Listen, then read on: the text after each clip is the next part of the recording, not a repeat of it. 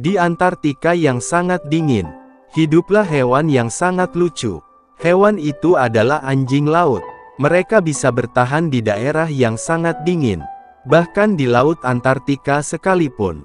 Mereka memang dibilang tangguh soal tahan dingin, dan juga soal berenang. Walau sebagian besar hidupnya dihabiskan di air, mereka tetap mamalia yang harus bernafas di udara dengan membuat sebuah lubang.